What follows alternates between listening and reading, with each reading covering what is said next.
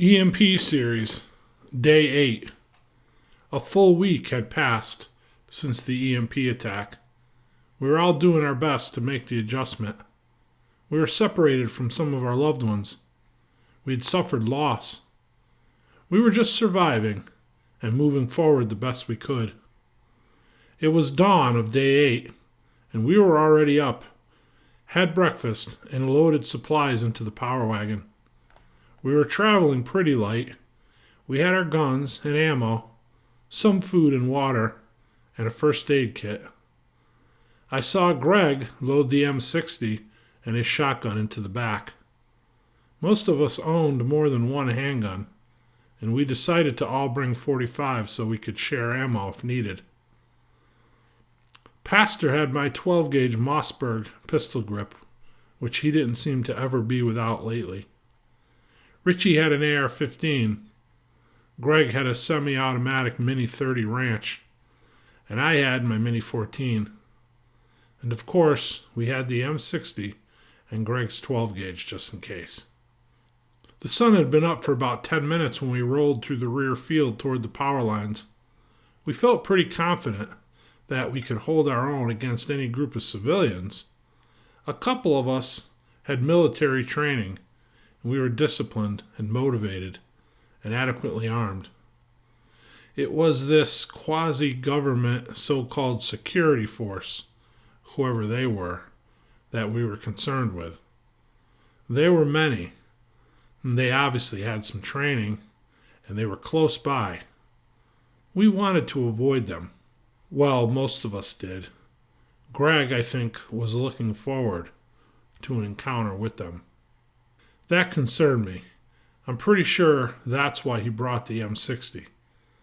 The thermostat on the old power wagon was sticking a little, and we had to stop twice to let it cool down. We would find a spot to pull off the road to do so, and I felt uneasy about just sitting there waiting. Since the leaves were in peak fall foliage, the bright yellow power wagon didn't stick out as badly as one might think. Still, though, I felt better when we were moving. We got to Miss Mary's house without incident a little before noon. We only saw 3 people walking up a dirt road a few miles back, hauling water, and a group of 4 farmers just down the road. It looked to be one man in his 60s and 3 other younger men I suspected could have been his sons. They were out in a field with rifles, apparently guarding a group of cattle that were grazing in the field. We waved as we drove by. They just gave us a concerned nod, as if to say, "Just keep moving along, strangers." Pulling into Miss Mary's driveway, we could see smoke coming from her chimney. That was a good sign. She didn't hear us until we knocked loudly on her door. She was happy to see us and invited us in. Pastor hugged her and told her how happy he was to see that she was okay. She invited us to sit and made a light lunch. She was well stocked with veggies and fruits and sauces she had canned throughout the season, and had a hand pump on her old well to get water. She said it kept her young. Pastor unveiled his plan for her to return to the church with us, and said she could gather what she needed so we could start back as soon as possible. She just smiled and sat back in her rocking chair. "Oh, Michael Francis," she said, "I have no intentions of going anywhere." She was about the only one I ever heard call Pastor by his given name. It's just a sign of respect for his authority to address him as Pastor, and everybody always did. Even her late husband, who along with Miss Mary were the first members of our church, when Pastor came out from rural Ohio and started it. They were both many years his senior, and when Miss Mary called him by his given name, it was clear she didn't have an ounce of disrespect in her for him. Pastor told her he was concerned for her safety, with her being out there all alone. She told him to take a good look around. A picture of her husband, Slim, in his army uniform, was on the mantel. She told us that was the only time she'd been alone, when Slim was off fighting in Korea. She said he was there with her everywhere she looked. His rocking chair was still positioned off to the side and facing the large stone fireplace. His old truck sat outside. She pointed out to the yard where there was a large stump by the driveway. She told us the tree had fallen in the blizzard of '78 and blocked the driveway. She was 8 months pregnant with their youngest child, and Slim went out and cut it up in the middle of the storm as she watched from the window. He couldn't take the chance of her going into labor and him not being able to get the truck out of the driveway. She told us that her oldest child, William, sat at that very dining room table with them both before he went off to Vietnam. That was the last time they spent with him alive. He was killed 16 months later. She asked Pastor to try to imagine the number of Christmases that her family spent together in this living room. The laughter, the tears. Her whole life was inside these walls. This fireplace her and Slim built together. They went with the tractor out onto the land and harvested every rock one by one, brought them back, and maneuvered them into place. She was by her husband's side through every step of their home's construction. No, she said, she was not leaving. I have lived my life with no regrets, and I shall die with no regrets as well, if it be the Lord's will. Just as Pastor was taking it all in, a voice shouted out from the driveway, "Miss Mary, you okay in there?" "Oh, that's Darrell," she said, as she headed for the front door. When she opened the door, I recognized him as the older man that was with the 3 younger men, guarding the cattle in the field on the way over here. She assured him that everything was fine, and invited him in and introduced him to us. Darrell, as it turns out, was a friend of William, Mary's oldest son who died in Vietnam. They served together from Parris Island all the way until William died. It was Darrell who accompanied William's remains home and served as pallbearer at his funeral, as well as delivering the eulogy for his friend and brother-in-arms. Darrell was a runaway, originally from Louisiana. He didn't have any family to speak of when he was young, and had been in trouble with the law pretty regularly. 3 months after his 18th birthday, he got arrested for stealing a car, and the judge offered him the Marine Corps in lieu of jail. He always said that saved his life.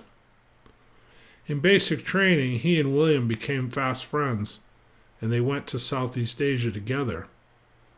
After William's funeral, Darrell had 3 months left on his hitch with the Corps, and Slim offered him a job when he got out. Room and board to work on the homestead.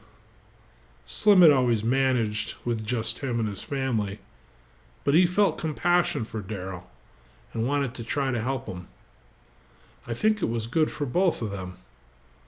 Darrell needed to feel like he belonged, and Slim saw a lot of William in Darrell and liked having him around. Several years later, Darrell met Lisa, his wife. When they announced the engagement, Slim and Mary gave them the down payment for 10 acres for their wedding. Darrell was a hard worker. He built a homestead on that land. He eventually added another 25 acres and has a small cattle operation there now. When Darrell saw the power wagon heading for Miss Mary's, he took one of his sons and headed over immediately to check on her. Mary told Darrell about the conversation she just had with Pastor and of her decision to stay.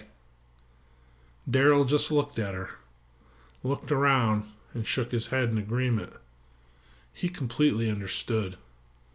He assured us that he and his boys would check on her daily, as they have been doing, and that they would not let anything bad happen to her. Pastor agreed. Not that he had much of a choice. Greg gave Mary his double-barrel 12-gauge shotgun, which was a breech loader, and told her to make sure if she had to fire it, to hold it tight up against her shoulder and brace for impact, that it had a heck of a kick. She assured him that she was familiar with the 12 gauge and for him not to worry. He set a box of shells on the table and smiled. We spent the rest of the afternoon cutting firewood and stacking it on Miss Mary's porch. When we were ready to leave, she gave us a dozen fresh eggs and a jar each of peach preserves and tomato sauce. She told us not to worry and promised she would be fine. Darrell assured us as well that he would never be too far away from her and always watching out for her. We rolled out for the church about an hour before dusk. That was a late start back for us, as we wanted to get back before dark, but there was no way that was going to happen. Greg drove, Richie rode shotgun, figuratively and literally, and Pastor and I rode him back. It was a pretty uneventful ride. When we came over the ridge that heads back toward town, we could see down into the valley below. The town was in pandemonium. There were fires burning all over.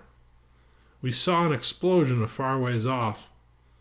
It appears that marauders were blowing up cars. They were using T-shirts and other clothing items as wicks and sticking them down in the gas fill tubes on the vehicles and lighting them on fire. When they came in contact with the gas fumes, the vehicle would explode. I didn't see the point of it. Just for fun, I guess, but boy, we could have used that gas. What a waste. We passed an old farmhouse on the road that was fully engulfed in flames and burning down. I sure didn't want to be out there at night. It seemed like all the lunatics came out at night. We got back to the church around 9:30. It was much cooler, and we only had to stop from overheating once. Linda and Lee were waiting anxiously for us. They had a pot of soup on the fire. They expected us back before dark, and were getting worried. They asked about Miss Mary and why she was not with us. We told them all about our day and what transpired. Down at one end of the pavilion, Aaron had a deer hanging by its hind legs from one of the trusses. He was processing it for the venison. Aaron and Steve had built a smoker out of an old refrigerator we had there to keep drinks and food for events that we had at church. It was useless without electricity, but they gutted the plastic out of it and built a fire chamber in the bottom and vented it through and out the top and back. They had apple prunings from the trees soaking in water so that when they added them to the fire, they would give off a lot of smoke. It sure smelled good. Aaron told us the tenderloin was already in there smoking and would be dinner for us in a couple days. We ate the beans and rice and filled everyone in on what had transpired that day. We sat around the fire for a little while and turned in for the night. Pastor took first watch in the tower.